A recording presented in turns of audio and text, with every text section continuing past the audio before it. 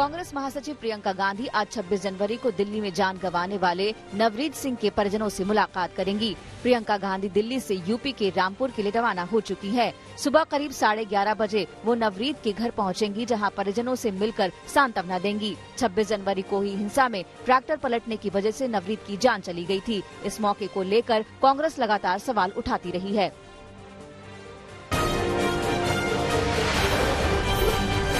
जैसा कि ज्ञात हो रहा है, जो एक गंभीर सवाल भी है और एक बड़ा जांच का विषय भी है कि पुलिस की गोली का वो शिकार हुए और उन्होंने अपनी शहादत दे दी इस आंदोलन में।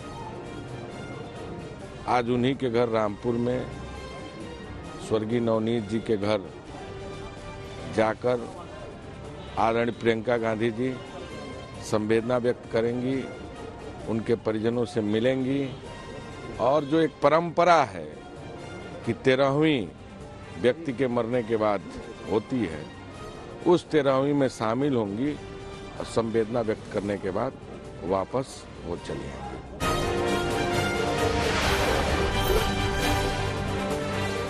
देश में किसान आंदोलन को लेकर सियासत लगातार गर्माती जा रही है। किसान आंदोलन के समर्थन में अंतर्राष्ट्रीय पॉप स्टार रिहाना के ट्वीट को लेकर बवाल मच गया है। हालांकि गृह मंत्री अमित शाह ने रिहाना का नाम नहीं लिया है, लेकिन ट्वीट में लिखा कि कोई भी प्रोपेगेंडा देश की एकता को डिगा नहीं सकता है। कोई भी प्रोपेगेंडा भारत को नई ऊंचाई को हासिल करने से रोक नहीं सकता है।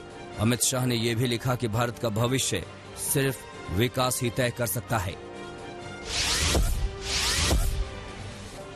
मंगलवार को अमेरिकी पॉप स्टार रिहाना ने किसान आंदोलन के समर्थन में ट्वीट किया था, जिसके बाद से भारत की तमाम बड़ी हस्तियों ने रिहाना के खिलाफ अपना पक्ष सामने रखा। सचिन तेंदुलकर ने भी ट्वीट में लिखा है कि भारत की संप्रभुता से समझौता नहीं किया जा सकता है। बाहरी ताकतें सिर्फ दर्शक हो सकती हैं, लेकिन भागीदार नहीं। हिंदुस्तानी भारत को जानते हैं और हम देश के रूप में एक रहें। रिहाना के ट्वीट पर मचे बवाल में भारत की तमाम बड़ी हस्तियों ने मोर्चा खोल दिया है। योगी आदित्यनाथ ने लिखा कि विदेशी शक्तियों का प्रोपेगेंडा फैलाकर राष्ट्र को अस्थिर करने के लिए कोई भी काम भारत स्वीकार नहीं करेगा। विदेश मंत्री एस जयशंकर ने भी ट्वीट में लिखा कि भारत के खिलाफ कोई भी कैंपेन कामयाब नहीं होगा। रिहाना के बयान पर जहां बॉलीवुड भी आग बबूला है, तो वहीं संयुक्त किसान मोर्चा ने बयान जारी करके अमेरिकी पॉप स्टार के कदम का समर्थन किया है। संयुक्त किसान मोर्चा ने प्रेस नोट जारी कर कहा है कि किसान आंदोलन के प्रति अंतर्राष्ट्रीय व्यक्तित्वों के समर्थन को वो स्वीकार करता है। एक तरफ ये गर्व की बात है कि दुनिया की मशहूर हस्तियां किसानों के प्रति संवेदनशीलता प्रकट कर रही हैं, तो वहीं दूसरी ओर ये दुर्भाग्यपूर्ण है कि भारत सरकार किसानों के दर्द को समझ नहीं रही है। कल हरियाणा के जिंद में कंडेला गांव में किसानों की महापंचायत में किसान नेता राकेश टिकैत ने बातचीत से पहले सरकार के सामने शर्तों का पुलिंदा रख दिया है। टिकैत ने कहा है कि पहले गिरफ्तार किसानों को रिहा किया जाए, इसके बाद ही वार्ता संभव है।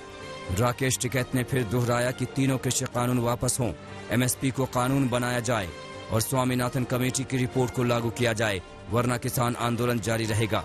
अपना मंच टूटने पर टिकैत ने कहा कि मंच भी टूटा, भीड़ का रिकॉर्ड भी टूटा, क्योंकि वर्ष 2021 युवा क्रांति का साल है।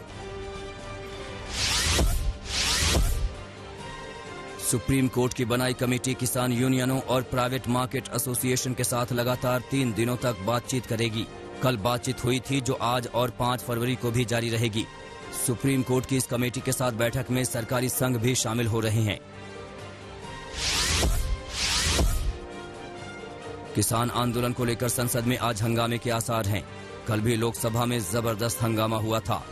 लोकसभा की कार्यवाही शुरू होते ही कई बार सदन को शुरू में ही हंगामे की वजह से स्थगित करना पड़ा।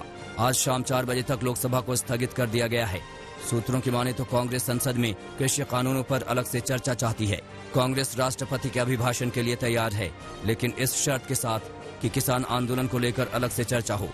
इसके लिए कांग्रेस नेता अधीर रंजन चौधरी लोकसभा स्पीकर से मिलकर अपनी मांग रखेंगे।